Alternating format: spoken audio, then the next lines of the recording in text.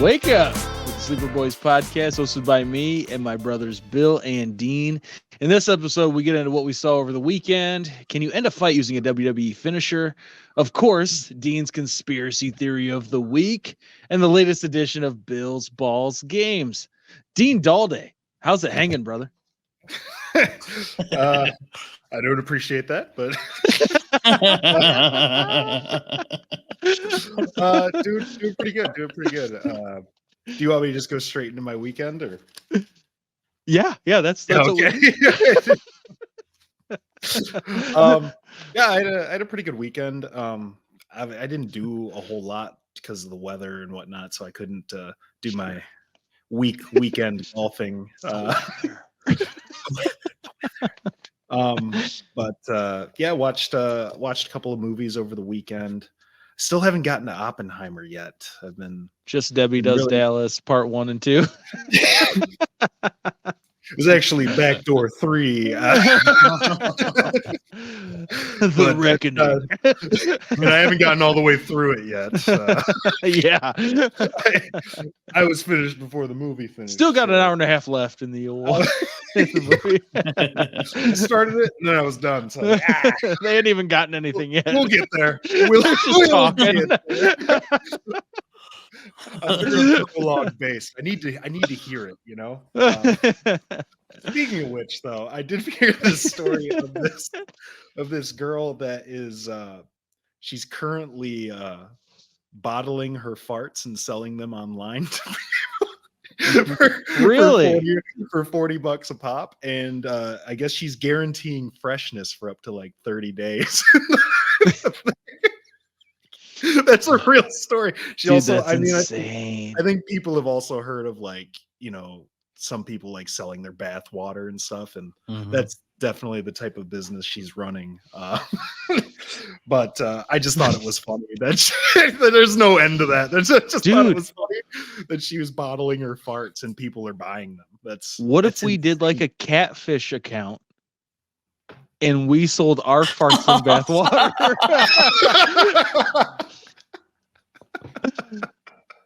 Dude, how great would that be? How easy money is that? And they deserve it. They deserve to get our farts. I call this bath water TV, DVD, VCR combo. Boiled water. That's just pulp. That's pulp. Oh no! But other than that, I had a very uneventful weekend. So that was it. Nice. Well, hey, you came up with a good business idea for us. Yeah, that's the start. BDE podcast and media, farts and bathwater. Not hosted, but sold by Summer, who is our lady. She doesn't just limit it to that, you know. It's to used underwear and things like that. Oh yeah, dude. I'll wear a thong for a day to work.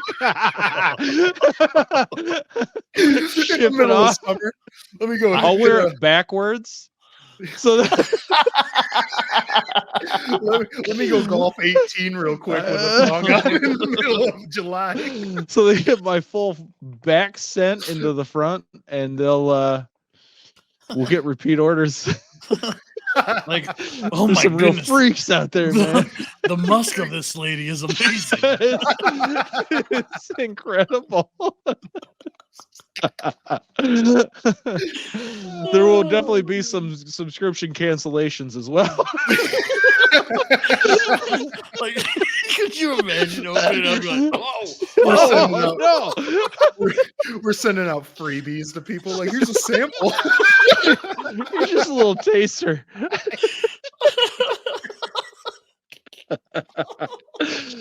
Oh man! Just that first like, oh god! Oh. What did he eat? No. She's a bad girl.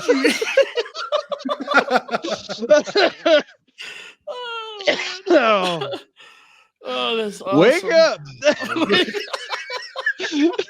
That's that wake up bottle scent. Next, we got candles coming. That's an exclusive smell from the Wake Up with the Sleepy Boys podcast. And it's different every time. Summer's breeze. That's great. Bill? Speaking of tasters, Yeah. Bill, give us a taste of your weekend. My weekend was awesome. Went to Maryland for a birthday party. Stopped in Washington, D.C. for a couple hours and scootered around the city. Gotta say, fellas, the White House was underwhelming. It's just it's a big house. Once you get there, like, you grow up and you watch like TV and you see everything and you see this big White House, and then you get there and it's just a normal mansion. Did it make you want to lead an insurrection? No, you're like gathering people on the street. We can take this place. This is just a normal home. I've seen it. So what did amaze me was, so we're at the Washington Monument with like the reflection pool, that long skinny pool, and I look. And it amazed me to where, like, when Obama got inaugurated, right? You look and see where they're inaugurated in front of the state capitol building and see how far back that goes. And like, you see that picture all the time of the mass of people that were there. And it's a long ways to that state capitol building. And it amazed me, like, man, there was a ton of people here on that day. Yeah. And then you start wondering, like, I get you there to say you were there. You didn't see, there's no way you could have seen anything. So, but it just amazed me because it was just like, you just look and it's a long ways. It's a long ways from where the end of the pool is to the Lincoln Memorial, essentially. But pretty cool. Wanted to ask you guys though, have you ever like been like so hungry for something you would do something illegally for it? Anything? Maybe for some Rolos, but that's about it. Oh yeah. Yeah. I don't know if I've been that hungry. Right. Starving, maybe. But. Well, I saw an article where this guy loved this thing so much he tried to smuggle it into the country, and it kind of goes to your Dean. Was it you last week talking? No, it was Eddie talking about the snake in the pants. No, that was Dean. Yeah. No, the scorpion or the snake. He's talking about the snake. Yeah. So that was 2 weeks ago. Okay, so this protection dog at the border sniffed something unusual in luggage from a traveler returning from Africa. And let me see if I can get it right here. It was a used pair of thongs from the BDE sports spot. You can't bring that in here. It was Summer's Breeze. That's a legal scent in America. The passenger was returning from the Democratic Republic of Congo. And he said that the luggage had dried fish in it. But when they did an inspection, it was dehydrated dead bodies of 4 monkeys. The traveler said he brought the monkeys into the U.S. for his own consumption. Yeah. So raw, minimally processed meat from wild animals is sometimes called bush meat and is banned in the U.S. because of the threat of disease. For obvious reasons, you're bringing dehydrated monkeys from the Congo. He didn't get in trouble. Deep in some bush meat. There's a reason he was smuggling it. So they didn't charge him for anything. They just destroyed it. Just Kentucky. Yeah. So, is there an animal that you guys would eat? I mean, something exotic. Cow. Like, yeah, a heifer. I need a cow. I don't know. It would have to be narrowed down to what I wouldn't try. That's true. You know? Would you try a dehydrated dead monkey? If it was cooked. I mean, I'm not gonna like they're just like, hey, I dehydrated this monkey. You want a chunk? You know? Is it like jerky? Is monkey jerky? Like, yeah. Like, I don't know. You know, like, dude, there's still hair on that thing. Like, I'm not. I would try cooked monkey. Right. I'd try it. It's already cooked. Right. I don't have any personal relationships with monkeys, so I'm not. No, I just wondered. So, yeah, that was my weekend. Oh. Sounds like fun, man. Yeah, I had a pretty good weekend. I mean, had a soccer game to go watch. Lots of hanging out with the kids. Had our end of season wrestling party the other day. That was a good time. Came across a story, but this was like from 2 years ago. So I was like just looking for stuff that I thought was pretty interesting. Some dude in Florida was walking outside his motel at like midnight, apparently going to get to sleep or whatever. And as he was walking around, he reached down to pet a dog that he saw, you know, kind of in the dark. And apparently, you know, the dog wasn't a dog, it was an alligator.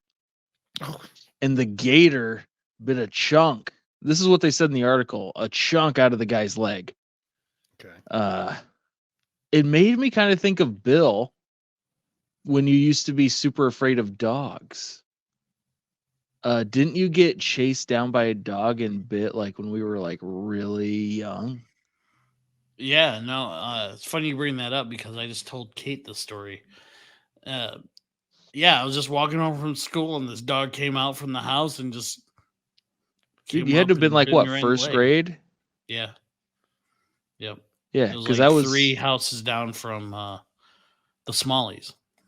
Yeah, dude, and you were afraid of like black dogs for a long time. Well, I mean, just not just black dogs. Could be white dogs. No, if they were black, you got extra scared. I remember that. No, it was all kinds of dogs. It wasn't. I feel like really triggered you though. A black dog. I'm not saying that as a joke. I really felt like that was the case. Because it was a black dog, wasn't it? Yeah, it was a black dog. Was it like a lab or something? Yeah. Yeah. Yeah, but it wasn't black dogs. It could be a mean white dog. It could be a mean Asian dog. What? Asian dog? Hey, I don't discriminate. What's an Asian dog? Name me a type of Asian dog. Yikes. No, I'm not. No, we're just going to keep going. Louis, I'm like, what are you talking about? I was just, the color of the dog was black. Yeah, no, it just seems like you only hate black dogs. It's like, well,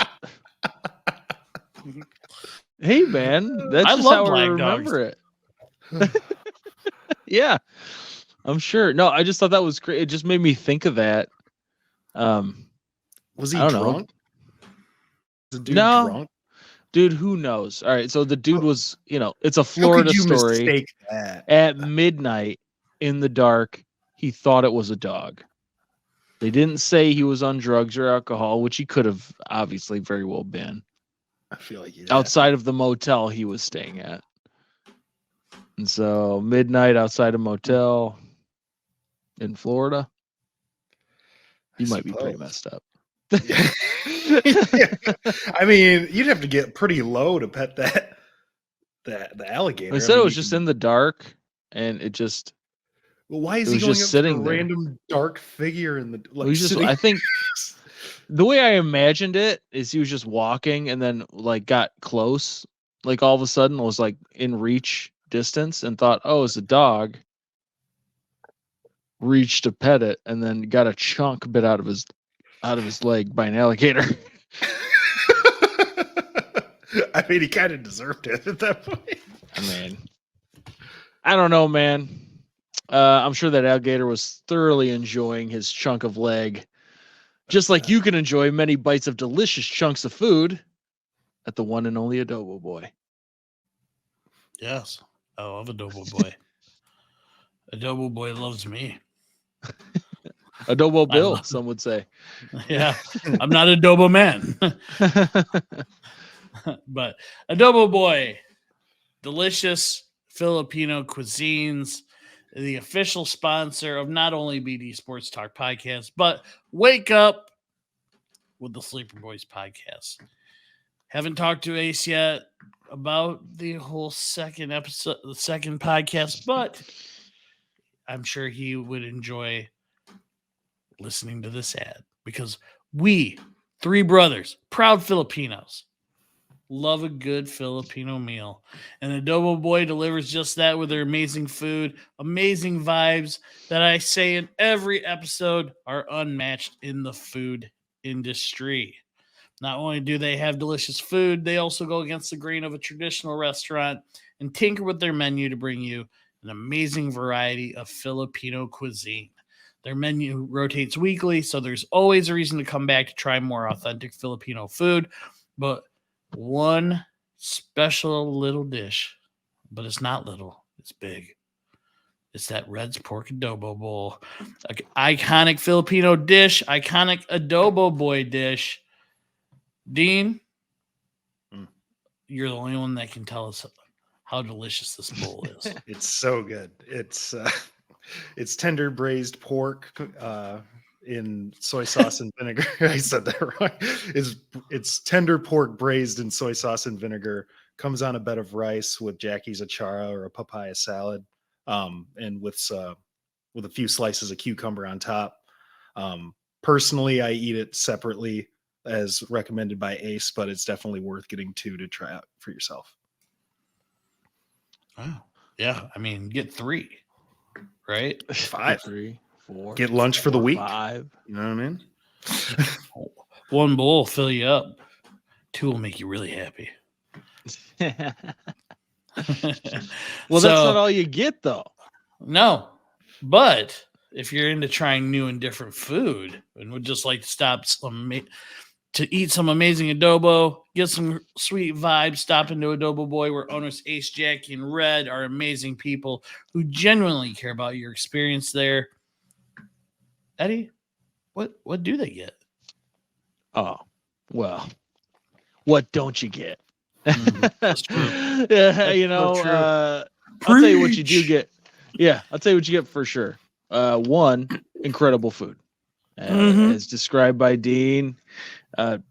There's more than just those offerings. I know that earlier this week they had the lumpia out. They sold out at lunchtime. I mean, it's good. It's that good where you got to get there to get everything you want because it's that good. You also get an amazing atmosphere. And as a cherry on top, you get 5% off by dropping the promo code BDE Sports Talk Podcast. That's 5% off your entire order. 5%, 5 by dropping BDE Sports Talk Podcast. You won't regret it. Do it now. Agree. 5% off. How could you go wrong when you get such delicious food and awesome people? Adobo Boy, open Tuesday, Friday, 11:30 a.m. to 2 p.m. for lunch, 5 to 7:30 for dinner, and on Saturday, 11:30 to 2 p.m. for lunch, and 5 to 8:30 for dinner. Adobo Boy is located at 3740 28th Street, Southeast Kent, Michigan, and is inside the amazing Myanmar restaurant. Go in, sing some karaoke, laugh with the people, get some adobo, get lumpia, go to Adobo Boy. It's more fun at Adobo Boy. Beautiful. Beautiful. Well, so back to the episode. One thing I hadn't mentioned from my weekend is that my youngest, you guys know John, obviously, 8-year-old. John, he's my son. You guys met him. He's your nephew. One of your nephews. Here he's a heck of a goalie. Heck of a goalie. Well, me and him had just a night where him and I got to like chill out. Every now and again, we'll get like, a solo one-on-one, like special type of thing. Right. And so those nights I get him what he wants for dinner. We go to the store, I let him pick snacks and candy, whatever. And so on our way to the store, I noticed he had like some scratches on his face. And I was like, so what's up with that? I was like, was it a cat or what? And he said it could have been from a cat. He's like, or it could have been from a fight he got in at school. And I was like, what? Yeah, I was like, you got in a fight, I'm like, what happened? He said he was in music class and this kid just like randomly, as 8-year-olds do, just starts like punching him and stuff. And so I asked him, I was like, so what did you do? And I was like, did you defend yourself? Did you punch him back? And he goes, I choke slammed him. I was like, dude, you choke slammed him? He goes, yeah, I choke slammed him. I was like, why would you choke slam him? He goes, he started punching me and I just did what the Undertaker would do. Well, he said, thank goodness he didn't go for the pile driver. Yeah, no kidding. He said he even pinned the guy down, like his arms over his chest, like with it sitting over him, like with his tongue out, like the Undertaker does when he pins the guy. That's dude, great. I was laughing so hard. And he goes, yeah, dude, because his cousin is in the same grade. He goes, dude, Asher was laughing so hard the whole time. It was like, I was like, yeah, I bet. Dude, you choke slammed a guy. So it made me wonder, obviously, what finisher might be the most effective in a fight?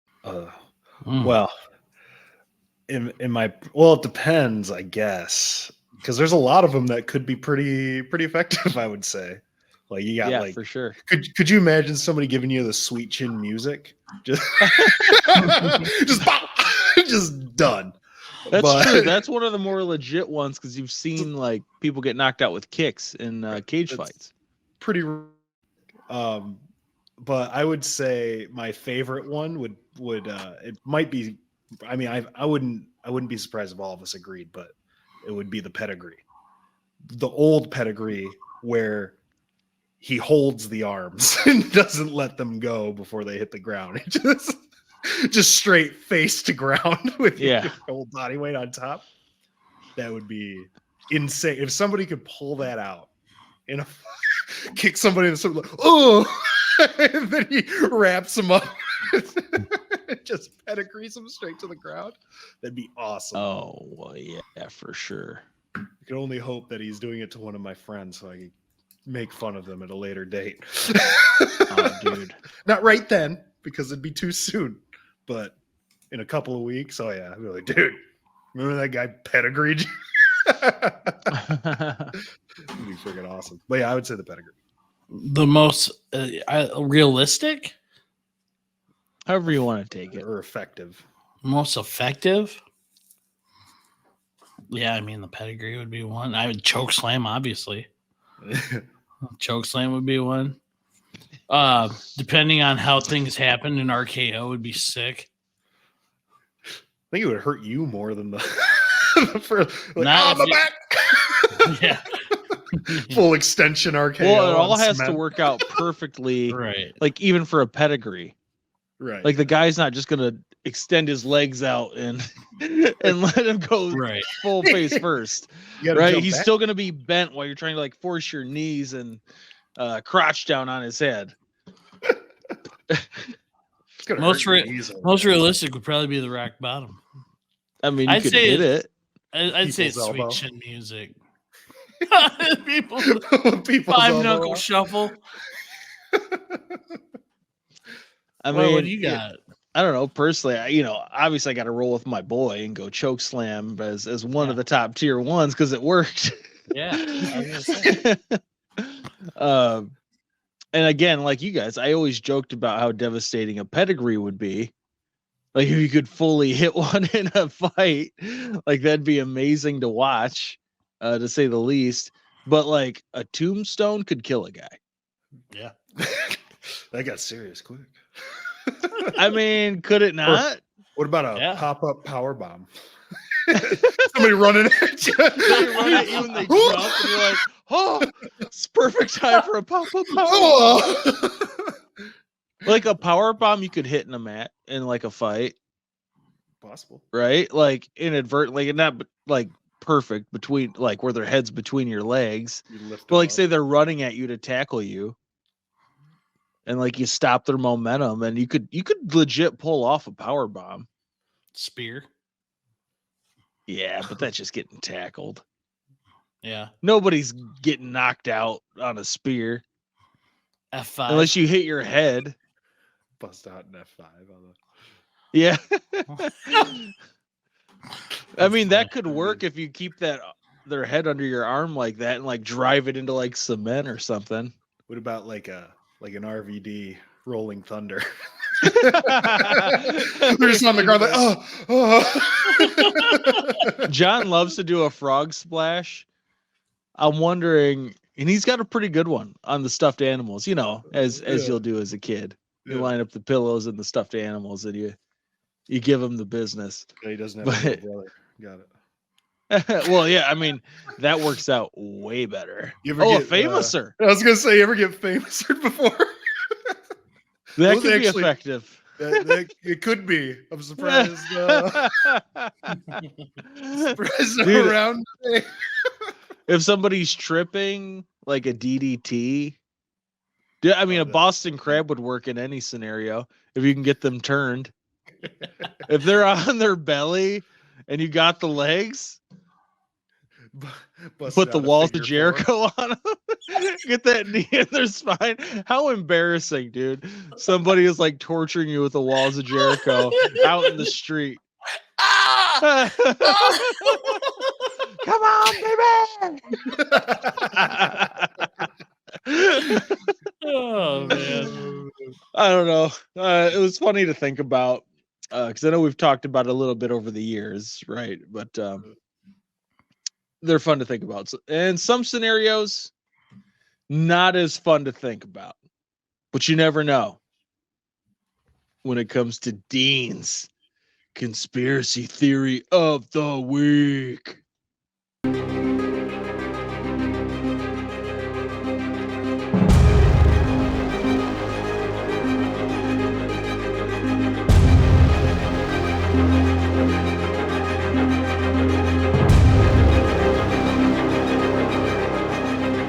This one's actually something coming up. There's a theory, the eclipse that's happened on April 8th of this year currently. So if you haven't heard about it, there's going to be a total eclipse on April 8th. It's supposed to be a pretty, cool event. It's going to happen sometime for us in the morning, I think was what I heard. But I'd seen this theory on how similar the eclipse is compared to 2017 and how the paths are crossing on the map at the same exact spot. It's like an X marks the spot type of thing. This is going to be like a 2-part type of theory, but it's this town called Maconda in Illinois. It crossed over the same spot last year. They literally cross over as an X, like right on this little city. But what's crazy about this is that it's never happened in the U.S. before, where an eclipse has crossed over one city twice like that. And the fact that there is a national, or they have a very large city park attached to this little city. It's only like 500 people or something like that. And then there's also a national park called Sewanee National Park that's also a part of this large thing. So Makanda means little ones, like I forgot what language they said it means little ones in. So there's a theory that that they might be releasing giants in this theory because they've already, this was 2 months ago, they were calling for heavy cloud coverage 2 months in advance. How often do you hear of a weather service calling for cloudiness 2 months in advance? So the theory is that these clouds are going to come down and like cover up what they're really trying to do, which is release giants and stuff from this area. But that's not the crazy theory, right? Like that, like Big Show. But also to add to that is that this national park is also known for Bigfoot sightings, where people claim to see Bigfoot. Like there's multiple sightings that people claim to have seen in this national park. So that's where that theory comes in. It obviously, that one sounds a little bit, it's kind of like the kind of goes with the hollow earth theory that I had brought up a couple of weeks ago. So does that mean like they're making it cloudy so they can cover up the giants so they can stretch out, or I get back in your sail? I don't know, or it could be like a end of days type of scenario where they come out, they release them. Baron Corbin? Happy Corbin, actually. It's so that's one part of it. So also that comes with this, there's another theory that goes along with this eclipse that is a little bit more, I don't know, it seems more realistic in a sense. There's more data backing it up. So as I said earlier, the X is crossing over this little area in southern Illinois. In this video, this guy said it was Carbondale, which he said was close to this national park, yada yada, things like that. But this place is known as Little Egypt for whatever reason. I'm assuming there's a large Egyptian population, or they've got fake pyramids or something. There's something about this little area. So the paths of the eclipse, so like I said, they're crossing over and they're making an X. But if you look at their paths, there's a large seismic fault line that they're crossing over, almost exactly from like 1,700 miles from west in and 1,600 miles from the east in. So they meet right in this particular spot. And then this seismic zone is called New Madrid, which there's lots of evidence, or not evidence, but so what this means is that there's been 3 great earthquakes in this area, and it's a very high, let me see here. It's very high in danger, like intensity, danger zones, things like that to America. And there's a map that shows here's where seismic activity happens, or where great stuff on this map where it shows infrared, stuff like that. And in this one little spot where the eclipse is crossing over, it's very red. So, and it's known as one of the biggest dangers to America. Level of hazard is really high right where it's going to be. Guy says that it's actually an Exodus sign, or a sign from an Exodus, a physical, spiritual, mental, awakening type of thing, and is also a prophetic sign for the people. Also, in this theory, this guy also quotes a book talking about the seismic cracks in America, and the path that the total eclipse is taking. And it's and how it could bring a sense of awe or terror to people depending on your side of things, I would guess. After that, he then references a map that Forbes magazine had put out, a doomsday map where it wipes out pretty much the entire West Coast and separates the Northeast from everything, where pretty much all the ocean will come up into the Great Lakes, things like that. And then after that, after they show this map and stuff. Like you can find all this stuff. And then he quotes another article on how the paths are like, they're not lost on like scientific people or, you know, things like that, people that who study them, but they also, all these people that actually, like the scientists that study them, show a lot of concern over like the lack of warning, or, you know, they've chosen, like the government has chosen to be, instead of warning us or alerting us about it, they've chose silence over this. And from like the higher up people, you know, whoever would know this kind of thing. So the theory is that the government knows of a catastrophic event that is going to happen, possibly sometime here in this next month, and remain silent. And even though like nature seems to be warning us, and there, but we've heard nothing. Like there's been very small media coverage on it. You know, obviously this isn't this.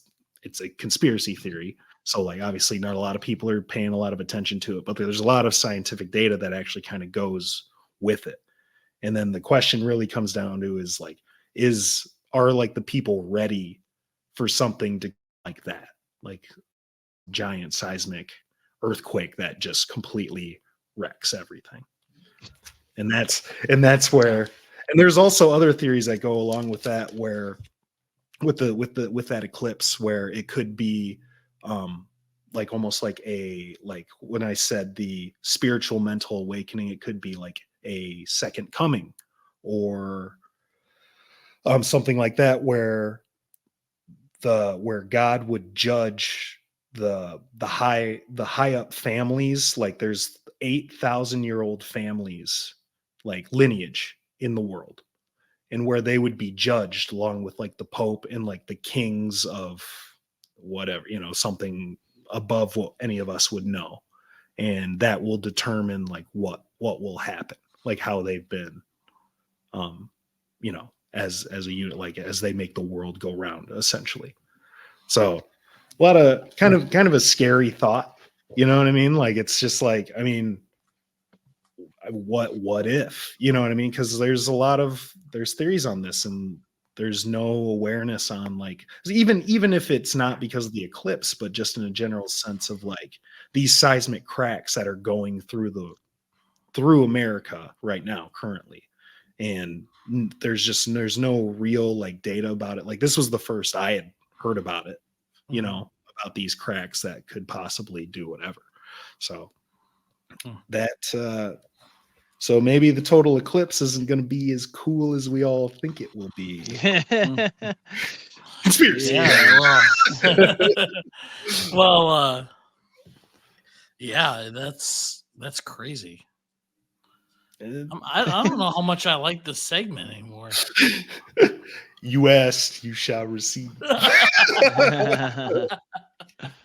I thought that was kind of an interesting one with it coming up. So I thought that would be something to bring. It's kind of wild, you know. I mean, like I knew about it because of the school, and so not the conspiracy, but the eclipse. The school's sending out newsletters on this. Just be aware, the government might be hiding these seismic cracks from you, and it's all going to end soon. No, but about the eclipse, because they like, you know, they want us to buy eclipse glasses and whatever. Right, yeah. So people can stare at the sun. And it's like, okay, I mean, that's cool. So I mean, I don't know, man. Maybe that's it. It'll be super cool. You know what I mean? It'll be a really cool thing to see.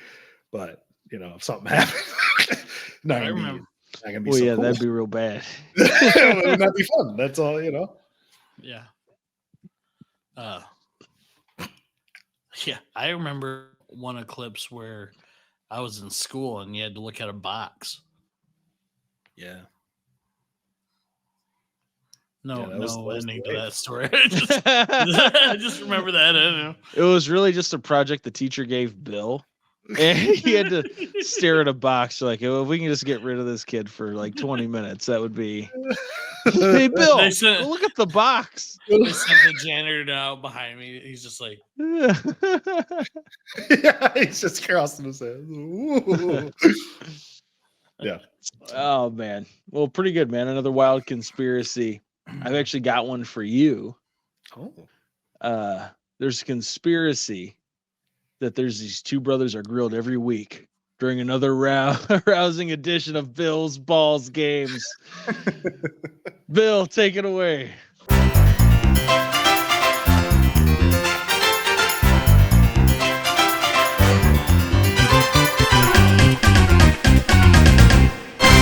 All right. Same game, new game is what this is.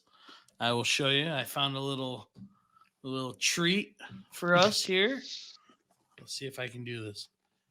Oh, Family Feud. Family Feud. The late night edition. Oh man. Things are about to get romantic up in here, fellas. Step Family Feud, baby. So I've got tons of cards Okay. for future episodes, but these are PG-13 and up, if I do say so. It looks like the age is 17 and up. So if you got kids listening to this, you better tell them to go back to sleep. Yeah, because it's about to get late night. All right, fellas, you ready? Let's do it. Ready. All right. Dean is 2-1 in Family Feud. Eddie pulled off the victory last week. You two are 0-3 in the speed round. Maybe we can change that this week when things get a little romantic. Sexy. What? It's not romantic. I don't know what else to say. Like it's just an adult edition. Let's put it that way. It's sexy. Surveyed people too. So okay. All right. So who's first? Eddie won the last time. Oh, I went first the last time. It's got to be me, the winner. 12, 27, 5, 80. All right, here we go. First one. 83 people surveyed. There are 6 answers. Name a souvenir a woman might bring home from a male strip show. A dollar bill. That's wrong. Dean. I'm going to go with thong. That is the number one answer, 55 points. I would know. I almost said thong. I was like, yeah. I thought you were going to. I had dollar bill as my second one, my answer. What would you like to pass or play? I'll play. I'm going to play it. All right, here we go. 5 more answers. Oil, like lube. Nope. No. Straight. Okay. All right. From a male strip club, huh? Strip show. Strip show. Yeah. What's like the the Thunder from Down Under. Oh. T-shirt? I'll take it. His ripped shirt. His that was the number. Yeah, that was the number 3 answer. 6.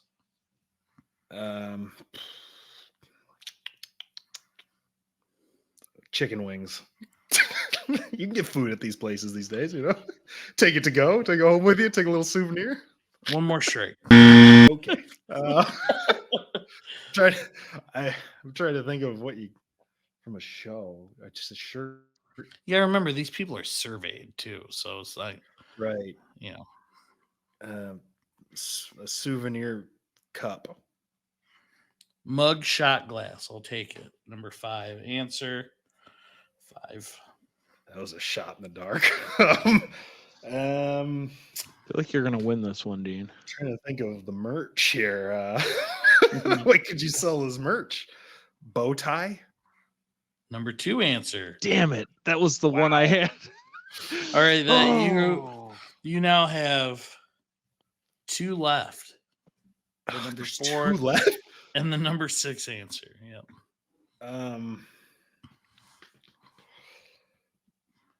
Pants. 3rd strike. Eddie for the steal. I didn't make it easy, dude. What is even? The number 4 and number 6. Name a souvenir a woman might bring home from a male strip show. A souvenir might bring home from a male strip show. An autograph. Ooh. Nope. Really? Nope. The number 4 answer was sexy pics. Damn it. And I almost said number picture, 6, but I'm like, the number 6 answer is the stripper.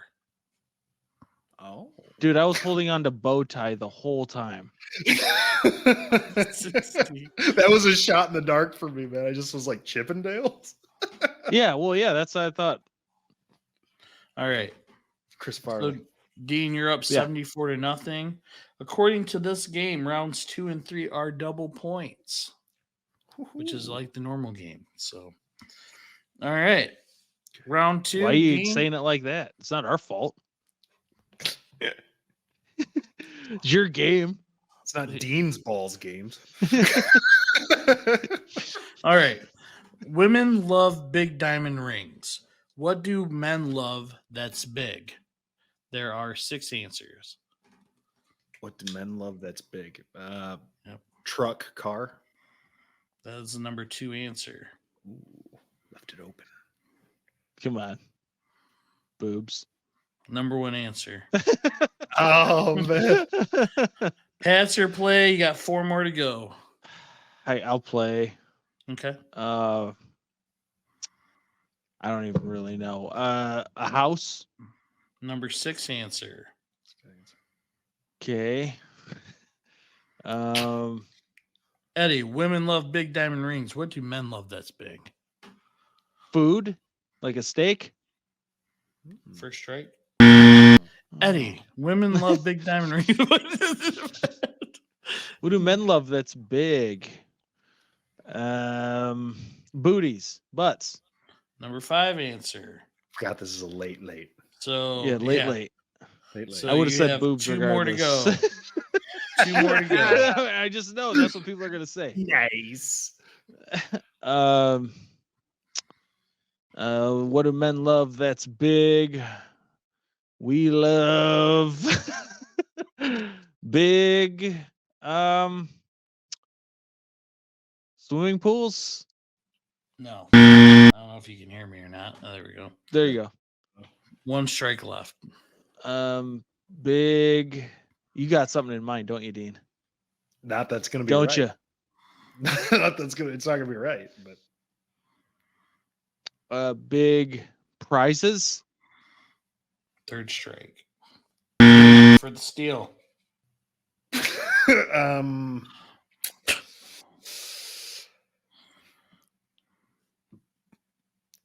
Boots. They're made for walking, baby. Boots. It was boots or flag. Or flag.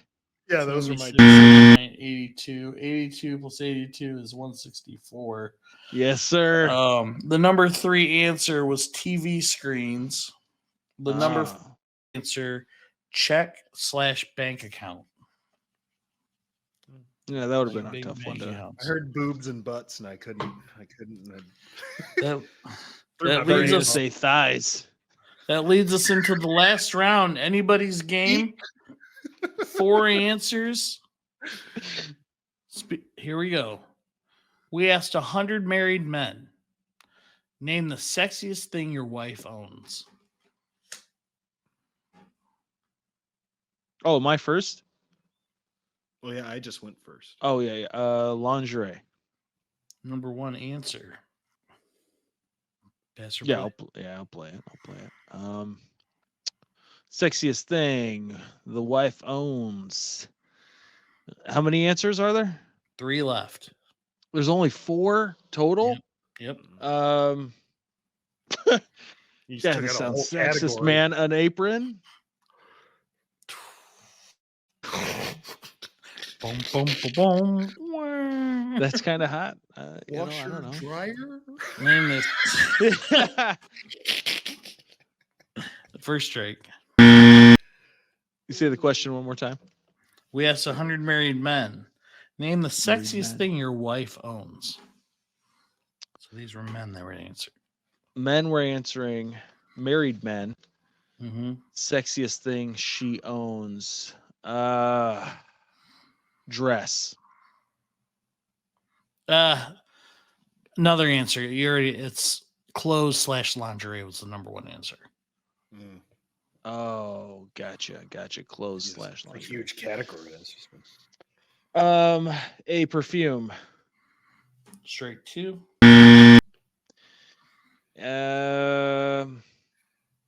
Sexiest thing she owns.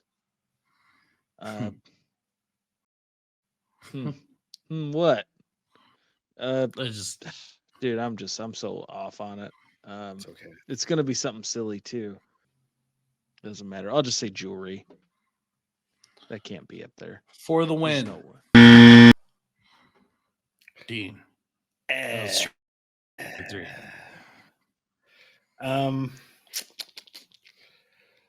Sexiest thing. I mean, I've been a married man for many a year. That they own. We asked 100 married men. Name the sexiest thing your wife owns. Car. Eddie wins. Yeah. I couldn't think. I thought I could have made the list. I thought maybe number 4, maybe. 322-74. Eddie wins. The number 2 answer was beautiful breasts. I was gonna say boobs. I was gonna rehash it. I was gonna use it. I was like, no. Number 3 answer, her smile. And number 4, me. Not me, but you know, that's the sexiest thing your wife owns. The sexiest thing Kate owns. Dude, those are lame. Property. All right, Eddie, congratulations. You are the winner. He's the feud. You get to pick. The feud. Can you guys I'll go do first it tonight? I'm gonna go first tonight. We got to mix it up. We're 0-3. Okay, I'll just talk like this. He can't hear me like this. All right. Can you hear me right now? Look at his stupid face. Hey, hey, your stupid face. See? Okay. All right. Let's just do it. Here we go. Ready? Timer will start after I read the question. Okay. Name something a mattress store wouldn't want to see you do on one of their beds. Pee. Name something that a teenage boy might practice his kissing technique on. Hand. Name something you'd worry might happen if you spent a night in jail. Get raped. Name something a sugar daddy gives to his sugar baby. Cash. If you took a naked selfie at a wild party, who would you hate to realize you texted it to? Mother. Ding, ding, ding, ding, ding, ding, ding, ding. All right. So, name something a mattress store wouldn't want to see you do on one of their beds. You said pee. That is 0. What? Name something a teenage boy might practice his kissing technique on. You said hand, arm. That was the number 3 answer. That was 19. Name something you'd worry might happen if you spent 22. Number 4. Name something a sugar daddy gives to his sugar baby. You said money. That was the number 1 answer. 53. If you took a naked selfie at a wild party, who would you hate to realize you texted it to? You said mom, parent. That was the number 1 answer. That was 38. That gives you 132. Dang. That first one really. Let's bring Dean back on. Dang. I thought that first one was at least going to make the list. I mean, I know what I would say now. Right. But maybe he'll get it. All right. I heard the whole thing. I didn't. I really didn't. We get big prizes. I couldn't even read your Bill's buying us a brand new car. Yeah. Eddie went. He got 132. Mm. All right. Well, That's a hell of a score. All right. We'll see. You need 68 to win. Maybe I'll 68 to win. Maybe I'll throw it. I don't know. All right, here we go. Timer will start after the first question. Name something a mattress store wouldn't want to see you do on one of their beds. Sleep on it. Name something a teenage boy might practice his kissing technique on. A broom. Name something you'd worry about. So intimate. Name something you'd worry might happen if you spend a night in jail. Dropping the soap. Uh-uh. Yeah. Oh. Getting shanked. Yeah, I'll take it. Name something a sugar daddy gives to his sugar baby. money. Uh-uh. Car. If you took a naked selfie at a wild party, who would you hate to realize you texted it to? Well, everybody but mom. Uh-uh. Brother. I wouldn't want you guys seeing that. It's time. I meant to send that to Thought Wilma, maybe- not William. Man, who else would I say? Grandma? Ex? I don't know. She already knows what she's missing. Yeah. Poor girl. I don't think I got it, Ed. Good. I don't know, man. You might have 68 points. I feel like 68 was. I hit 0 on the first one, the bed one.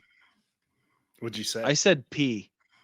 I was gonna and it say was 0. I was gonna say have sex on it, but I don't know. It is the late. I was like, I don't want to go too crazy, and then I just look like a pervert.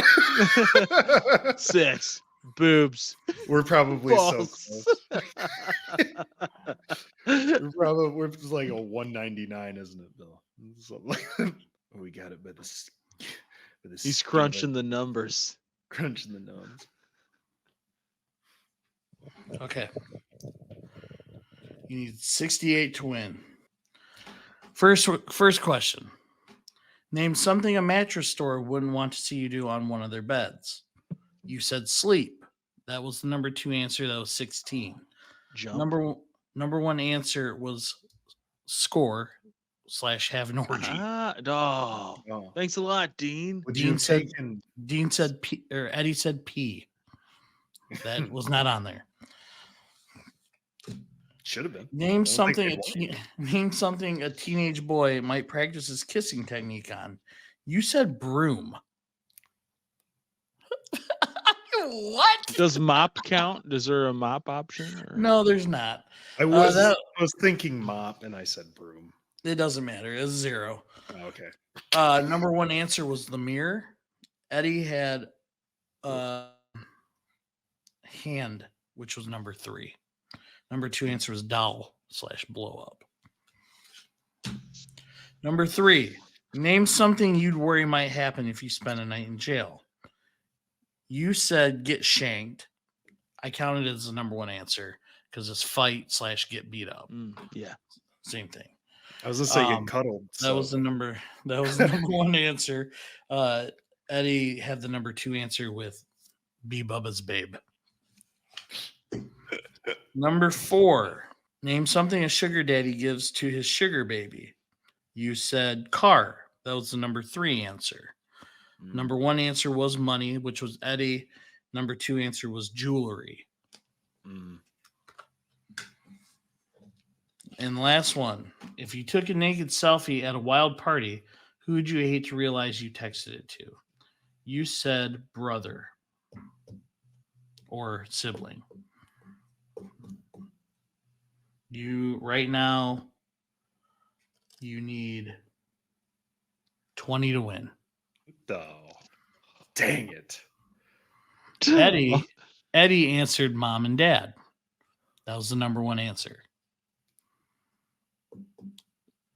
It was 0. Oh.